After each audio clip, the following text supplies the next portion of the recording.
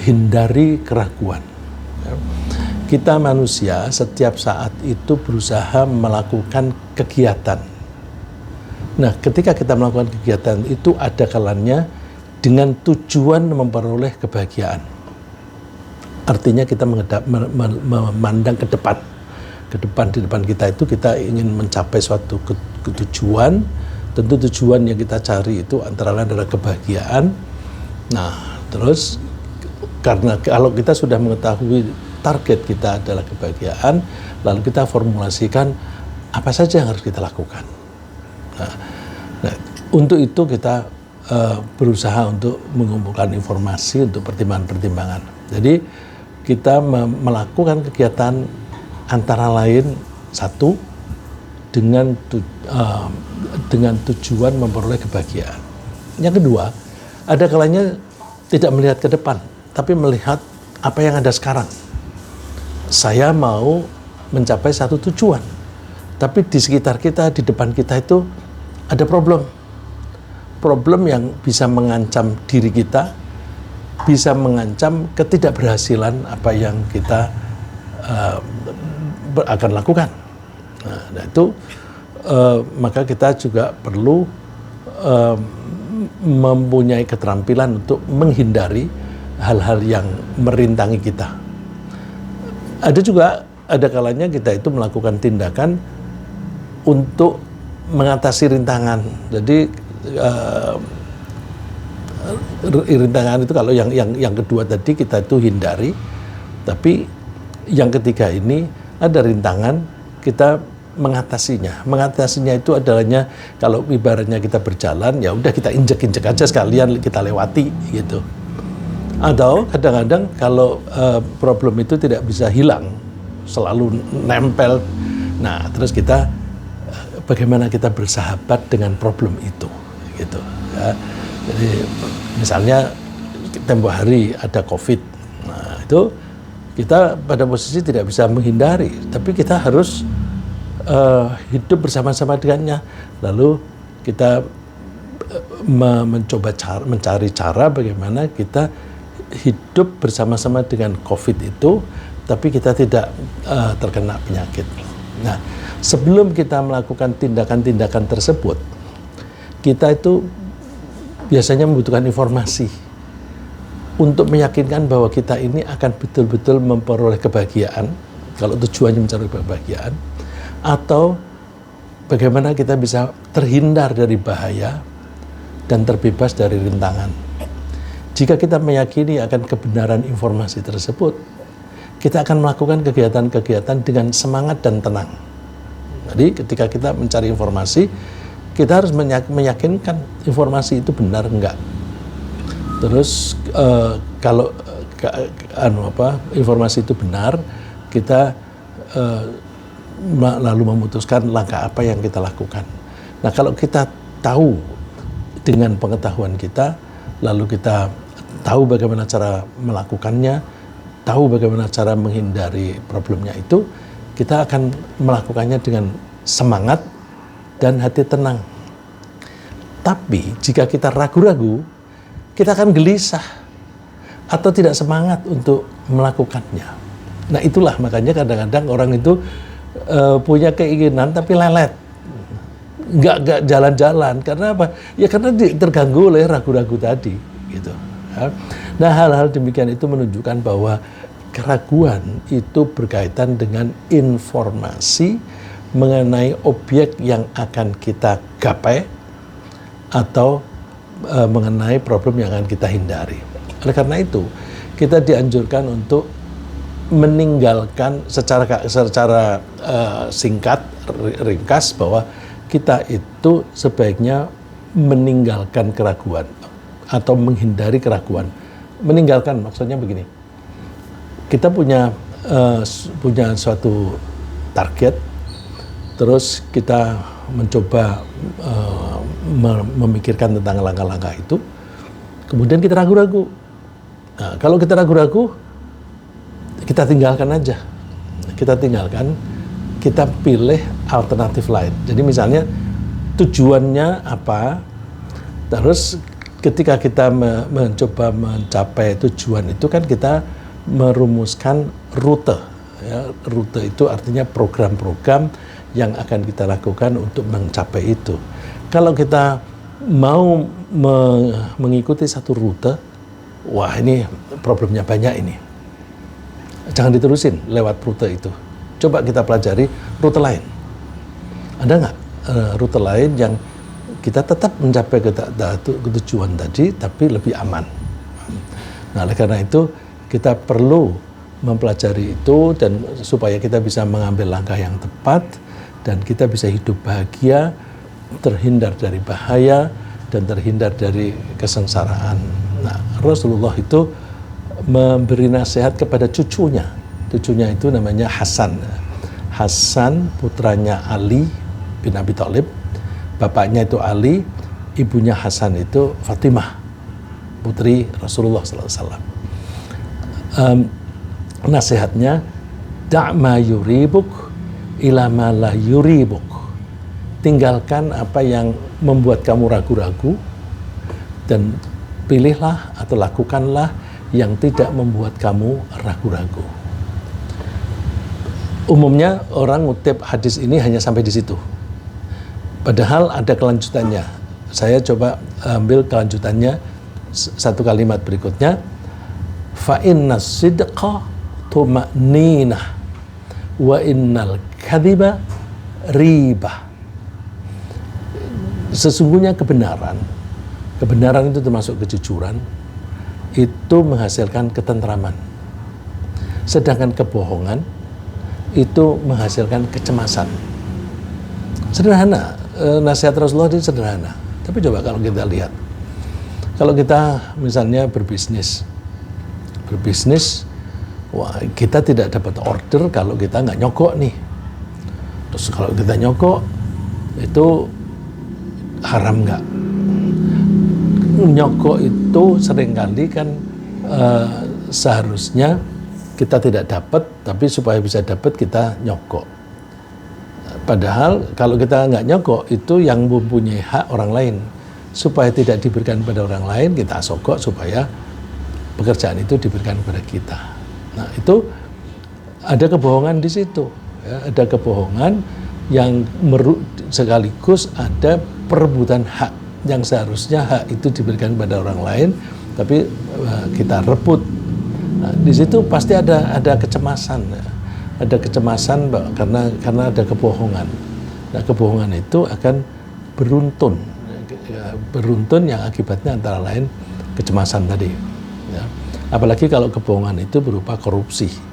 Korupsi itu kan bohong, mengubah angka, yang terus kemudian anggaran itu dialokasikan untuk proyek tertentu, tapi dibelokkan atau hanya sebagian saja dari anggaran itu yang disalurkan ke situ, sebagian yang lain diambil sendiri, itu ada kebohongan. Nah, pasti ada kecemasan. Karena apa? Misalnya, ya kalau ketahuan, nanti kalau ketahuan gimana? Dan itu kecemasan itu bisa juga berlanjut. Kalau kita melakukan suatu pelanggaran semacam itu, nanti pelanggaran kita itu dicatat oleh orang yang ingin ngerjain kita. Terus misalnya karena ada suatu pelanggaran, terus ada recordnya bahwa saya punya kasus. Nah, terus kalau orang itu mempunyai kepentingan politik, kamu mau nggak dukung aku? Kalau kamu mau dukung aku, kasusmu tidak saya proses. Aku punya data semuanya. Tapi kalau kamu tidak mau mengikuti aku, tidak mau mendukung aku dan sebagainya, maka ini akan saya proses. Nah, terus itu membuat makin gelisah, makin galau, makin cemas. Karena apa? Dukungan itu biasanya yang tidak disukai. Dia lalu terpaksa melakukan hal-hal yang tidak disukai. Gejala itu seringkali kita lihat. Misalnya ada orang yang suatu saat ngomongnya ke utara, ya, ideologinya ke utara. Kemudian, loh tiba-tiba ke selatan. Kadang-kadang bukan hanya ke selatan. Sambil ke selatan, sambil maki-maki yang utara. Wah, kok begitu? Saya tanya teman-teman, yang wartawan gitu ya. Itu kenapa sih kok bisa begitu berbalik tapi sambil maki-maki yang aslinya dulu begitu. Oh iya, kasus dia double. Apa itu double? Ya kasus korupsi sekaligus kasus cewek. Nah, udah nggak bisa apa-apa itu. Nah, itu oleh karena itu kejujuran harus kita pegang, karena kejujuran itu akan menghasilkan ketenangan. Ya. Kemudian kita lanjutkan lagi bahwa keraguan itu dilihat dari asalnya dari mana. Bisa keraguan itu berasal dari orangnya. Jadi misalnya orang yang tidak mengetahui informasi mengenai objek yang akan dicapai, atau mengenai objek yang akan dihindari. Dia nggak punya informasi. Karena dia tidak mempunyai informasi, dia tidak mengetahui cara untuk memperolehnya, atau kalau itu membahayakan, tidak tahu cara menghindarinya. Nah, itu berarti problemnya ada di orangnya. Bisa juga dari orangnya, tapi bukan begitu. Dia mengetahui informasinya, dia tahu caranya, tetapi dia tidak punya keterampilan yang cukup untuk melakukan langkah-langkah itu. Lalu terus dia menjadi galau. Ya, misalnya gini, ada seseorang yang posisinya itu menyebabkan dia harus memberikan sambutan. Dia tahu bahwa dia mesti harus menyambut. Tapi karena dia tidak punya keterampilan, tidak pernah latihan dan sebagainya, lalu terus dia grogi. Aku bisa nggak ya? Aku bisa nggak ya? Keraguan-raguannya di mana? Ragu-ragu berhasil atau tidak. Aku ragu-ragu apakah aku bisa tampil atau tidak. Dia meragukan keterampilannya sendiri. Nah, ini berarti dari sumbernya dari orangnya itu sendiri. Terus memang keraguan itu lebih sering berasal dari orangnya sendiri. Nah, kalau problem itu datang dari orangnya sendiri, bagaimana cara mengobatinya? Cara mengobatinya diri sendiri. Ya, pada diri kita sendiri. Nggak bisa orang lain menolong misalnya supaya tidak grogi ketika berbicara di hadapan umum. Nggak bisa, harus orang yang bersangkutan. Orang lain itu hanya akan memberikan saran-saran saja, tapi kemudian langkah berikutnya ya dia sendiri yang jalani. Nah, lalu jika demikian memang halnya, maka kita dianjurkan untuk mempelajari dan menguasai langkah-langkah kegiatan itu. Jadi kalau itu kan berarti lack of competence, lack of skills, lack of knowledge. Nah, kalau kita sudah tahu bahwa problemnya itu kekurangan-kekurangan itu tadi, ya oke, tingkatkan pengetahuan, tingkatkan keterampilan, dan sebagainya. Nah, hal ini sangat penting ketika kita itu ingin melakukan kegiatan bisnis, yaitu kita terlebih dahulu mempelajari segala seluk-beluk yang berkaitan dengan bisnis sebelum terjun ke bidang itu. Nah, ini yang bisa menguraikan lebih lanjut itu teman-teman di PPM. Kalau saya yang bicara nanti bisa blunder ya, bisa salah. Jadi tapi garis besar kira-kira begitu. Jadi jangan mulai bisnis kalau tidak mengetahui seluk-beluknya. Lah seluk-beluknya macam-macam. Ada misalnya demand. Ada demand enggak.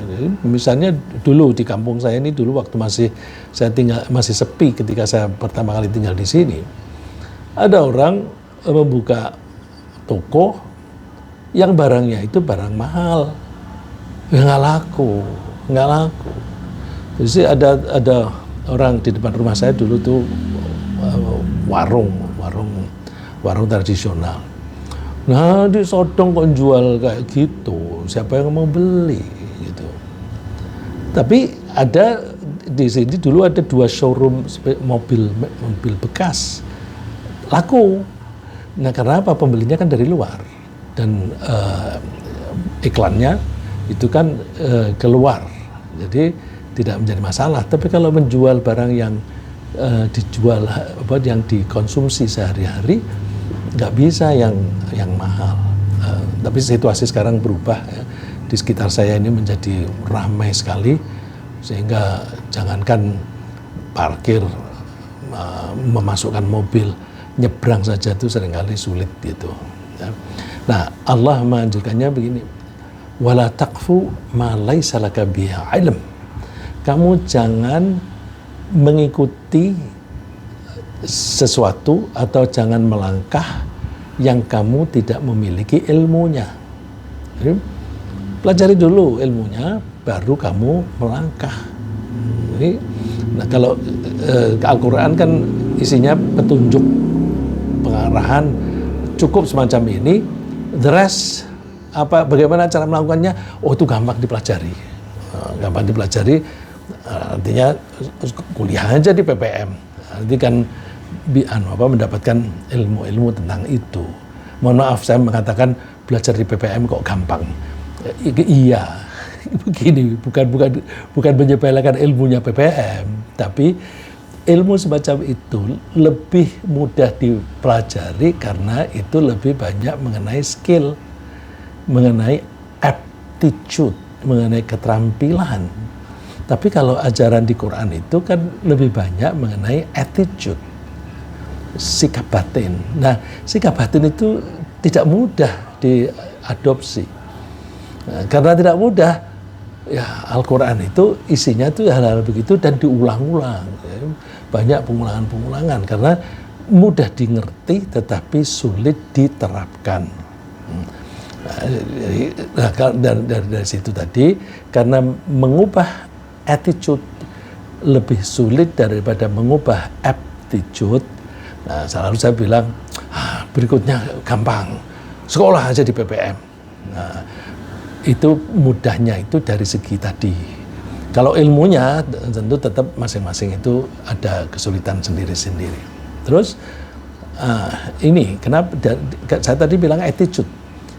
Hati-hati ya, inna sam'a wal basara wal fu'ada kullu ulaika kana anhu mas'ula. Apa yang dilakukan oleh mata kita dalam memandang, telinga kita dalam mendengar, pikiran kita bagaimana berpikir, itu kelak di hari kiamat kita akan diminta pertanggungjawaban. Berarti kita ketika berpikir itu mesti secara bertanggung jawab. Nah, bertanggung jawab itu kan bukan hal yang gampang, ya? Bukan hal yang gampang. Sekarang ini kita dengar perdebatan antara perdebatan mengenai apa yang dilakukan oleh hakim-hakim Mahkamah Konstitusi. Itu tuh kan ada attitude-nya di situ. Yang banyak diserang itu kan attitude-nya. Nah, kemudian mereka menggunakan keterampilannya mengolah kata-kata dalam hukum. Nah, ini dasarnya ini dan sebagainya itu dari keterampilan mengolah kata-kata dan logika. Tapi intinya adalah attitude. Makanya sekarang gugatan-gugatan itu lebih banyak mengenai etika. Ya. Etika itu kan attitude. Oleh karena itu kita jangan melangkah sebelum kita itu meyakini dan meyakini tentang apa yang akan kita lakukan, bahwa yang kita lakukan itu benar, selamat dan mendapatkan keuntungan. Ya. Kalau kita tidak meyakini, jangan dulu. Ya. Tapi bukan berarti berhenti. Kalau berhenti itu nanti jadinya itu tadi si lelet atau menjadi quitter. Ya, kalau kita membagi orang yang punya semangat dan tidak, itu yang mogok itu kita sebut quitter, yang jalan tetapi hanya setengah itu disebut camper. Tapi kalau terus dia tuh mengejar itu disebut climber misalnya. Nah itu kalau kita tidak mau menghilangkan keraguan itu, maka kita akan cenderung menjadi quitter. Nah, keraguan itu bisa juga muncul dikarenakan ketidakpercayaan. Nah, ini sulit ini, ya. Bisa juga informasi yang kita terima, yang kita dengar itu benar, ya. Yang kita dengar atau yang kita baca itu benar. Tapi kalau ada sikap menolak, tidak mau percaya, ya menjadi tidak ada gunanya si informasi itu tadi. Ya. Oleh karena itu kita tuh jangan menutup diri terhadap informasi yang masuk di kita. Meskipun informasi itu datangnya dari orang yang membenci kita atau dari orang yang memusuhi kita. Oleh karena itu kalau kita mau enak gitu, caranya gimana? Jangan pernah membenci orang. Karena kadang-kadang orang yang benci kepada kita itu omongannya itu penting untuk kita. Tapi kalau kita membenci, nanti informasi itu benar, kita abaikan. Ya. Jadi bisa keraguan itu muncul dikarenakan ketidakpercayaan pada informasi mengenai objek yang ingin digapai atau dicapai, meskipun informasi itu benar dan keberadaan objek itu juga benar. Ya, misalnya informasi itu mengenai hidup kembali setelah kita meninggal dunia, bahwa kita semua pasti akan meninggal. Oke, itu semua percaya karena sudah melihat bukti semua orang itu pasti suatu saat akan meninggal, itu percaya. Tapi bahwa semua orang yang meninggal dunia itu kelak di hari kiamat akan dibangkitkan kembali dan akan diminta pertanggungjawaban. Nah, itu banyak orang yang tidak percaya, meskipun itu benar. Ya. Oleh karena itu kita jangan menutup diri. Tapi menutup diri itu kadang-kadang itu dikarenakan kebiasaan kita. Misalnya orang yang terbiasa dengan pemahaman bahwa aku mengakui sesuatu itu benar bila itu bisa dibuktikan secara empiris. Loh, kalau hidup kembali setelah mati itu di hari kiamat, siapapun tidak bisa membuktikan secara empiris. Karena kalau membuktikan secara empiris itu harus mati dulu. Dan bisanya membuktikan itu besok di hari kiamat. Kalau kita itu menunggu saat itu, terlambat kita. Ya. Jadi kalau orang itu mendapatkan informasi, jangan buru-buru menolak. Kadang-kadang informasi itu benar, tetapi kemampuan kita untuk memahaminya yang kurang. Nah, itu bisa menyebabkan kita ragu-ragu. Nah, orang-orang ragu-ragu semacam ini itu akan terpengaruh perilakunya. Misalnya apa?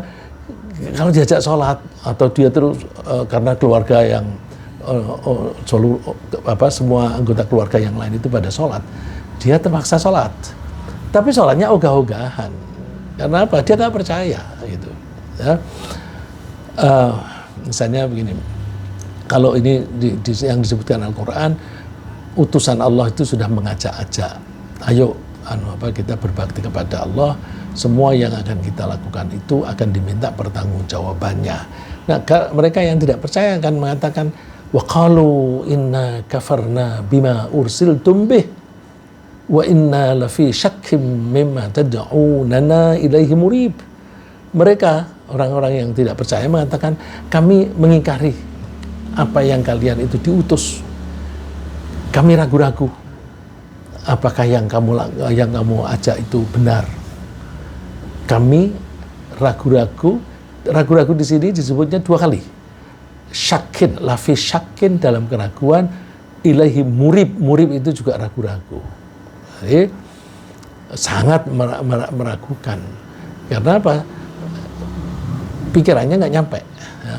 Pikirannya nggak nyampe. Dia karena menganggap bahwa sesuatu itu bisa diakui kebenarannya kalau ada bukti empiris. Lalu mereka menganggap bahwa apa yang kamu katakan itu, katakan oleh para nabi atau bahkan Al-Quran, itu dianggap sebagai hipotesa. Saya punya teman yang bilang, nah apa yang disebutkan di Al-Quran itu kan baru hipotesa. Hipotesa itu sesuatu yang masih perlu dibuktikan kebenarannya. Nah, kalau dia mengatakan itu kan hipotesa, itu berarti dia ragu-ragu. Nah, itu membuat dia tidak bisa decisive, ya, tidak bisa mengambil keputusan yang decisive. Memang banyak orang yang pikirannya tidak bisa menjangkau kehidupan di akhirat. Tidak bisa menjangkau pemahaman bahwa besok di akhirat kelak itu akan dibangkitkan kembali. Karena itu orang yang semacam itu pasti selalu ragu-ragu kebenarannya dan dia justru menganggap aneh jika ada orang yang mau mencapainya. Allah menyebutnya bariddaraka ilmuhum fil akhirah balhum fi syakkim minha balhum minha amun. Sebenarnya pengetahuan mereka tentang akhirat itu, pengetahuan mereka itu tidak bisa nyampe kepada kehidupan di akhirat. Menurut mereka nggak masuk akal.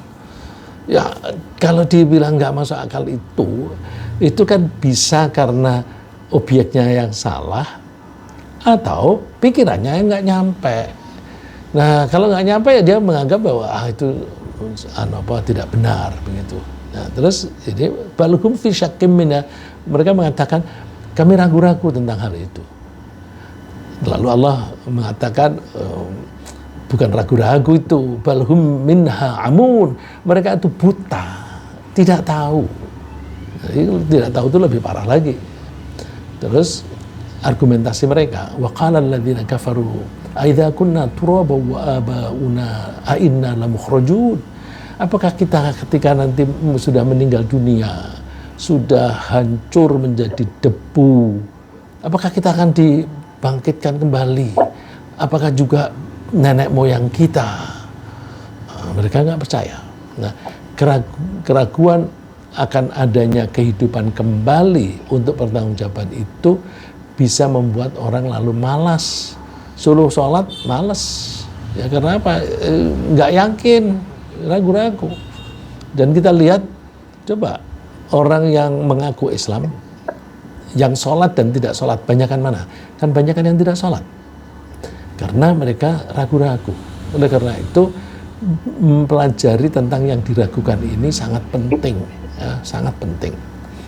Jadi, orang-orang semacam itu kecenderungan untuk malas melaksanakan perintah Allah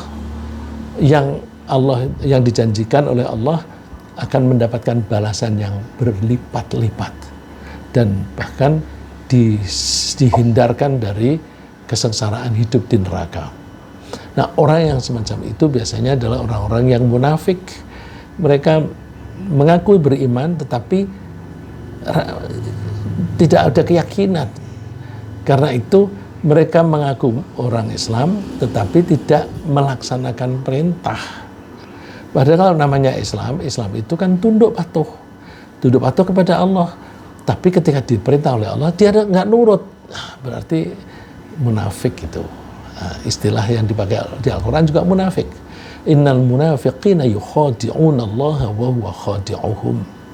Orang-orang munafik itu sebenarnya berusaha untuk menipu Allah. Nah, Allah akan membalas. Menipu gimana? Wa idza qamu ila sholati qamu kusala yura'unan nas. Mereka ketika berdiri untuk sholat, mereka berdirinya bermalas-malasan. Sholatnya itu hanya untuk pamer. Aku ini muslim dan sebagainya. Pamer aja. Pamer itu tujuannya macam-macam. Ada kalanya pamer itu bahwa aku ini sama dengan kamu ya, sama-sama muslim, oleh karena itu terimalah aku. Ya. Karena kalau dalam kehidupan masyarakat itu orang yang berbeda sendiri itu kan seringkali tidak bisa diterima di dalam pergaulan. Nah, ini pamer itu supaya diterima dalam pergaulan. Bisa juga kalau di tahun politik begini, sholatnya itu hanya untuk pamer supaya diketahui bahwa aku ini temanmu ya, saya muslim ya, nanti jangan lupa coblos aku nomor sekian partai ini gitu sebagai calon anggota DPR misalnya. Nah, karena mereka ragu-ragu, wala yadhkurunallaha illa qalila, mereka tidak menyebut asma Allah kecuali sedikit. Jadi sholatnya itu nggak baca. Karena apa? Kalau baca itu kan tidak didengar orang. Nah, yang penting gerakannya, di sholatnya gerakannya yang dilakukan, tapi tidak baca. Karena kalau gerakan bisa kelihatan, bisa ditengarai oleh orang lain. Tapi kalau bacaan orang nggak tahu. Nah, yang tidak diketahui itu mereka cenderung untuk tidak melakukannya. Kemudian, orang yang pikirannya itu tidak bisa menjangkau kehidupan di akhirat, itu biasanya dipengaruhi oleh anggapan bahwa suatu teori baru bisa dianggap benar jika teori itu bisa dibuktikan secara empiris. Secara empiris itu maksudnya bisa diamati dengan penglihatan, pendengaran, atau indera yang lain. Padahal banyak sekali teori yang tidak bisa dibuktikan secara empiris. Yang lahiriah saja misalnya Silaban yang mendesain Masjid Istiqlal. Dia mengatakan ini komposisi semen dan pasir, terus kemudian tulang-tulang besi-besi tulang besi yang dipakai untuk menyangga ukurannya sekian, terus ditutup dengan marmer ini dalam 100 tahun tidak akan rusak. Itu kan teorinya dia. Tapi Silaban sendiri nggak bisa membuktikan itu. Kenapa? Umur dia nggak sampai 100. Jadi apalagi waktu membangun itu kan dia sudah berumur banyak gitu. Kemudian yang seperti itu saja kita tidak bisa membuktikan sendiri ya. Yang membuktikan nanti orang lain. Apalagi kehidupan setelah mati di hari kiamat. Ya tidak akan bisa dibuktikan secara empiris. Nah, kalau seperti itu gimana? Pakai ilmu dong, pakai ilmu. Karena kita itu bisa meyakini sesuatu tidak dengan bukti tetapi dengan pengetahuan. Orang-orang pengusaha itu berani berbisnis karena mereka punya ilmu, punya hitung-hitungan yang menurut mereka ini akan profitable. Nah, jadi keyakinan itu tidak didasari bukti empiris. Kalau bukti empiris, jalani dulu, gitu. Tapi kalau dia tidak meyakini, jalani pun dia nggak berani. Ya. Jadi pengusaha tidak akan berani membuka bisnis baru kalau tidak ada keyakinan. Tapi ya ada orang yang tanpa mempelajari langsung terjun, ya, hancur. Ya. Jadi kita tidak selalu bisa membuktikan suatu teori atau suatu rancangan tertentu. Nah, kalau kita tidak bisa membuktikan itu dengan secara empiris, kita bisa membuat perhitungan-perhitungan dengan berdasarkan ilmu pengetahuan. Nah, terus kalau kita sudah membuat perhitungan-perhitungan berdasarkan pengetahuan, lalu terus kita meyakini. Nah, kalau kita meyakini, kita akan mantap ketika melakukan itu. Nah, terus gimana kalau melihat pembuktian bahwa orang akan dibangkitkan kembali? Itu kita lihat kalau orang mati itu kita bisa melihat bukti orang lain mati. Tapi orang yang sudah mati bangkit kembali itu kita tidak bisa membuktikan. Nah, Allah menyuruh kita melihat, coba deh orang-orang yang meninggal di zaman dulu apakah ada yang kembali ke dunia? Ada orang yang beranggapan kembali ke dunia tapi dalam bentuk reinkarnasi. Reinkarnasi itu seringkali juga sulit difahami ya. Jadi ada teman saya yang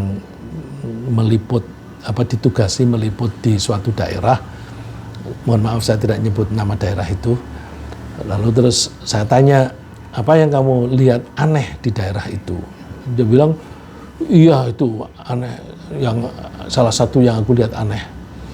Ada anak kecil itu ngelempar-lemparin anjing karena anjingnya itu si anak itu lagi makan sesuatu, anjingnya datang lagi, terus dilempar, dia pergi, terus datang lagi. Seperti lalat itulah. Lalat itu kan diusir, nanti datang lagi kalau selama masih ada makanan di situ. Terus ada orang tua lewat. Orang tua maksudnya senior itu. Jangan lempar-lempar anjing. Siapa tahu itu kakekmu sendiri. Oh, karena mereka menduga bahwa seseorang yang meninggal dunia itu mungkin rohnya kembali lagi di dunia terus masuk ke dalam anjing, itu reinkarnasi. Makanya di daerah itu banyak anjing-anjing liar dibiarkan saja, mereka tidak berani ganggu karena mereka khawatir jangan-jangan itu kakek kita sendiri. Nah itu keyakinan atau kepercayaan itu juga tidak ada buktinya. Tapi sama-sama tidak ada buktinya, kenapa kok pemikirannya yang semacam itu yang dipilih. Nah, Allah menganjurkan kita, coba lihat deh orang yang sudah meninggal. Alam yarau kam ahlakna qablahum minal quruni annahum ilaihim la yarji'un. Apakah mereka tidak melihat orang-orang generasi yang terdahulu yang sudah meninggal? Apakah mereka kembali? Mereka kan tidak kembali. Nah, jadi ini sekaligus membantah bahwa reinkarnasi itu tidak ada satu. Kedua, dalam kaitannya dengan keraguan-raguan, kita kalau menunggu bukti empiris tidak bisa, karena belum waktunya. Nah, terus kalau supaya kita bisa mempercayai dan meyakini itu, caranya dengan ilmu. Nah, orang yang semacam ini, yang hanya mempercayai teori jika bisa dibuktikan secara empiris, sebaiknya menghilangkan keraguannya dengan cara mengamati kejadian yang serupa, kemudian dikiaskan dengan teori kebangkitan atau kehidupan kembali. Misalnya gini, Allah menciptakan manusia dari bahan sperma, suatu benda yang mati. Sperma itu kan tidak ada nyawanya. Kemudian Allah memberinya nyawa setelah dia di dalam kandungan. Terus Allah memberi dia nyawa, jadi hidup. Jadi asalnya benda mati, kemudian bahkan asalnya tidak ada, terus menjadi bahan dari sperma, mati dalam arti tidak punya nyawa, terus dikasih nyawa, hidup. Ya. Nah, kalau Allah itu bisa membuat sesuatu yang asalnya tidak ada menjadi ada, bisa membuat yang asalnya mati kemudian menjadi hidup, kenapa tidak bisa membuat hidup kembali? Ya, kalau dari tidak ada menjadi ada dan kemudian menjadi hidup, itu rasanya bahannya nggak ada, terus bisa menjadi hidup. Kalau orang sudah meninggal dunia, kemudian besok dihidupkan kembali, bahannya kan sudah ada. Menghidupkan yang bahannya sudah ada, itu kan lebih gampang daripada menghidupkan sesuatu yang asalnya tidak ada. Ya, Allah memberitahu kita dengan cara bertanya, alam yakun nutfatan min maniyyin yumna. Bukankah orang yang tidak percaya itu dulu itu berupa sperma yang dipancarkan. Tsumma kana 'alaqatan fa khalaqa fa sawwa. Kemudian dia menjadi janin yang nempel di rahim ibunya. Lalu Allah menciptakan dengan menjadi manusia yang sempurna.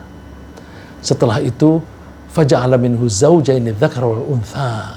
Kemudian setelah lahir dia menjadi dewasa, nikah pria dan wanita. Nah, kalau Allah itu bisa membuat semacam itu, alaysa dzalika biqadirin ala ayyuhiyal mauta?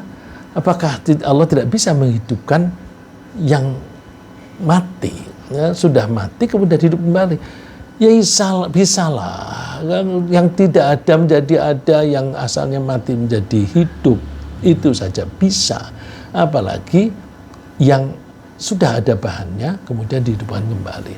Ya. Bisa juga orang semacam ini mempelajari bagaimana cara membangkitkan keyakinan, ya. Bisa juga orang semacam ini mempelajari kehidupan kembali setelah mati. Ya. Bagaimana sih kok bisa terjadi orang hidup lagi setelah mati? Caranya dengan kias. Dengan kias melihat gejala-gejala alam yang ada. Misalnya ada tanah yang luas, terus lama sekali tidak hujan, kering, semuanya pada mati. Bahkan ikan-ikan yang ada itu juga mati. Terus pepohonan juga semuanya mati. Tapi ketika disiram air hujan, nanti tumbuh-tumbuhan itu nanti hidup kembali. Padahal asalnya mati. Bahkan coba tanah yang asalnya kering itu kalau kemudian dihujani sampai ada air yang menggenang, itu nanti kan tahu-tahu ada ikannya di situ. Dari mana itu ikan? Kan tidak ada aliran dari tempat lain. Ya, dari ikan yang sudah hancur di situ, kemudian ketika ada air, itu tumbuh menjadi binatang lagi, menjadi ikan lagi yang hidup. Nah, itu dipakai sebagai kiasan bahwa Allah menghidupkan manusia kelak itu gampang. Nah, Allah menerangkan itu di surat Al-Hajj ayat 5. Ayatnya panjang.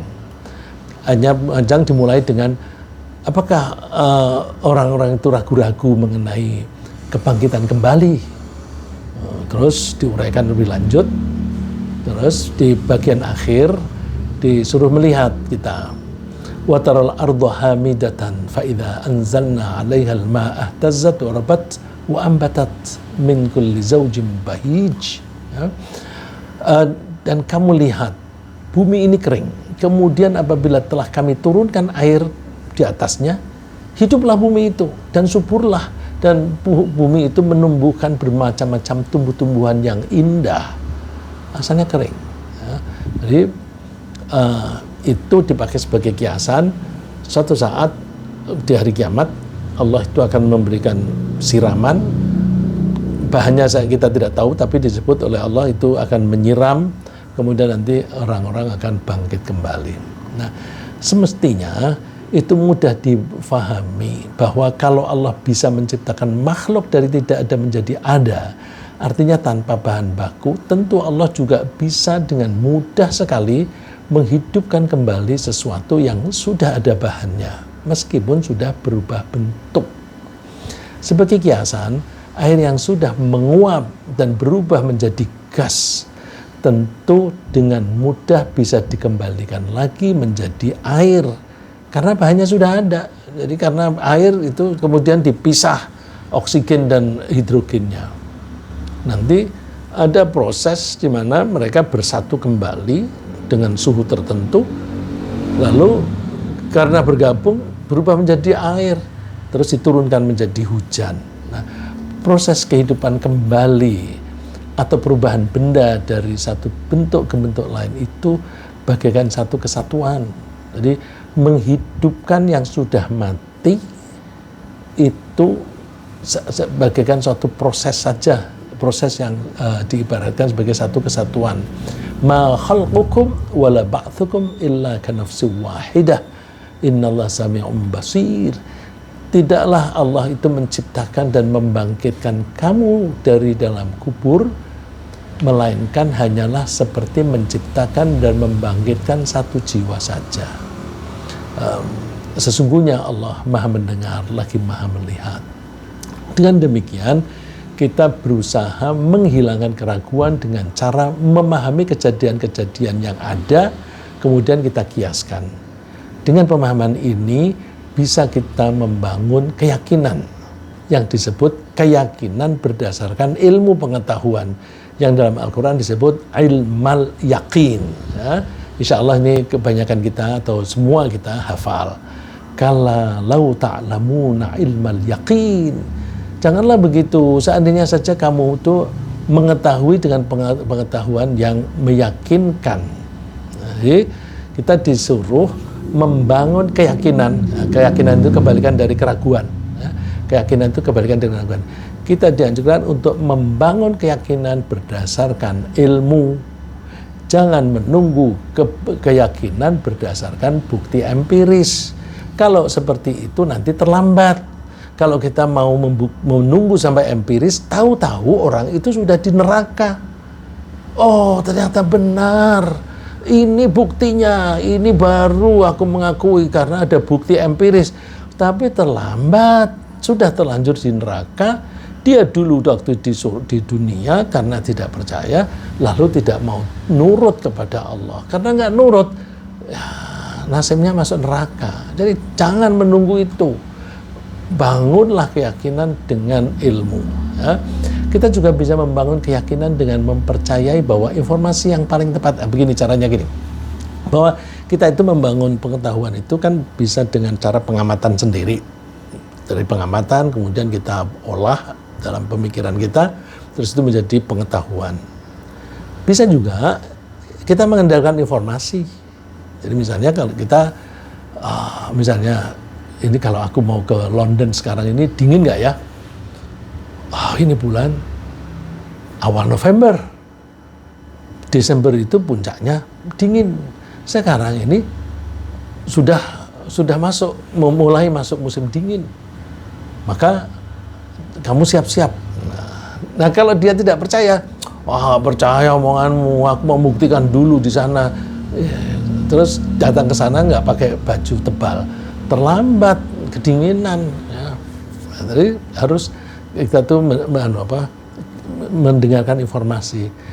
Kalau informasi itu datang dari orang yang pernah mengalami, itu kemungkinan benar lebih besar. Kecuali kalau dia bohong ya. Kalau dia tidak bohong, kalau informasi datang dari orang yang mengalami, itu most probably benar. Lebih akurat lagi, kalau informasi itu datang dari yang membuat.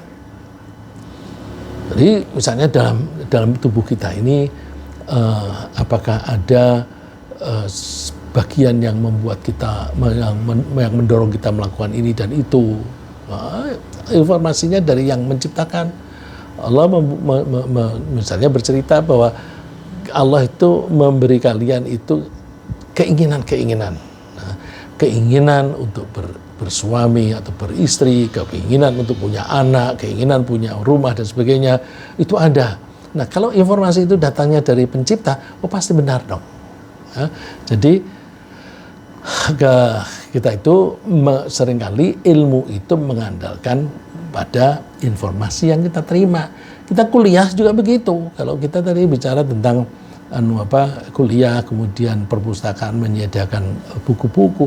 Buku-buku itu kan isinya informasi. Nah, kalau informasi itu berdasarkan research, maka kita menjadi yakin. Karena apa? Yang menulis itu mengalami sendiri, mengamati sendiri, maka kemungkinan itu besar sangat, kemungkinan itu benar sangat besar. Akan lebih besar lagi kebenarannya itu kalau itu diucapkan oleh penciptanya sendiri. Jadi misalnya mau punya mobil BMW itu punya karakter yang berbeda dengan mobil Toyota misalnya. Terus ada kerusakan yang berkaitan dengan komputernya. Gimana cara memperbaikinya? Buka buku-buku mengenai Toyota, nggak nyambung. Nah, kalau kepengen tahu persis, baca buku panduan dari pabriknya, dari yang membuat. Kalau itu informasi dari yang membuat, maka kemungkinan besar adalah benar atau pasti benar. Nah, kita kalau ingin tahu informasi, mendapatkan informasi yang paling akurat, informasi itu datangnya dari pencipta, yaitu Allah. Al-Quran itu difirmankan oleh pencipta, maka informasi di situ pasti benar, karena disampaikan oleh yang membuat sendiri. Ala ya'lamu man khalaq wa huwal latiful khabir. Apakah orang yang Allah yang menciptakan itu tidak mengetahui? Pasti mengetahui. Wa huwal latiful khabir. Diibaratkan di sini bahwa Allah itu lembut dan maha mengetahui. Nah, setelah kita berhasil menghilangkan keraguan dengan cara membangun keyakinan, kita pelajari kemungkinan yang akan terjadi di hari kiamat berdasarkan informasi langsung dari Sang Pencipta sendiri, agar kita memiliki semangat untuk melakukan langkah-langkah yang akan membahagiakan kita kelak. Afaman kana mu'minan kana fasiqa la yastawun. Apakah orang yang beriman itu sama dengan orang yang suka melanggar-melanggar? La yastawun, tidak sama mereka. Dalam hal nasib, ya. Nasibnya orang yang beriman dan orang yang tidak mau beriman itu beda. Bedanya apa? Amal ladzina amanu wa amilus solihati falahum jannatul ma'wa nuzulan bima kanu ya'malun. Orang yang beriman dan mereka membuktikan keimanannya dengan berperilaku baik, maka mereka akan mendapatkan tempat tinggal di surga dikarenakan apa yang mereka lakukan. Bandingkan wa amal ladzina fasaqu fama'wahumun nar. Orang yang tidak mau nurut kepada Allah karena tidak percaya, maka tempat mereka neraka. Nah, kalau sudah masuk neraka, kalau mau mengubah diri atau memperbaiki diri terlambat. Kullama aradu ay yakhruju minha u'idu fiha. Ketika mereka itu ingin keluar dari neraka, mereka dikembalikan lagi. Misalnya di neraka itu pinggiran-pinggirannya itu ada batu yang besar. Kalau orang mau keluar, dia harus memanjat batu-batu yang besar itu. Padahal batu-batu itu karena di situ banyak api, maka batunya itu panas. Dia sudah memanjat gitu, makin panas, makin nggak kuat. Dilepas, jatuh lagi. Naik lagi, jatuh lagi. Itu kan berarti dikembalikan lagi. Oh itu fiha. Dikembalikan lagi. Wa qila lahum dzuqu 'adzaban nar alladzi kuntum bihi tukadzibun. Ya udah, rasakanlah. Ini yang kamu dulu tidak mau percaya. Sekarang rasakan sendiri akibatnya. Nah, oleh karena itu saya mengajak, ayo kita membangun keyakinan. Kita berantas keraguan-raguan. Keraguan-raguan itu menyebabkan kita bermalas-malasan, menyebabkan kita gundah, galau, dan sebagainya. Ya, ringkasnya yang kita pelajari pagi ini adalah bahwa kita dianjurkan meninggalkan kegiatan yang meragukan dengan cara mempelajari masalah sebelum melangkah. Keraguan bisa membuat seseorang menjadi malas atau kafir. Keraguan bisa muncul karena pikiran tidak bisa menjangkau atau tidak mau mempercayai informasi. Keraguan bisa diberantas dengan membangun keyakinan berdasarkan ilmu pengetahuan dan mengandalkan informasi dari Sang Pencipta. Keyakinan bisa meningkatkan semangat atau motivasi untuk berbuat baik.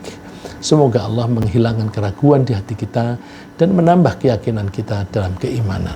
Amin.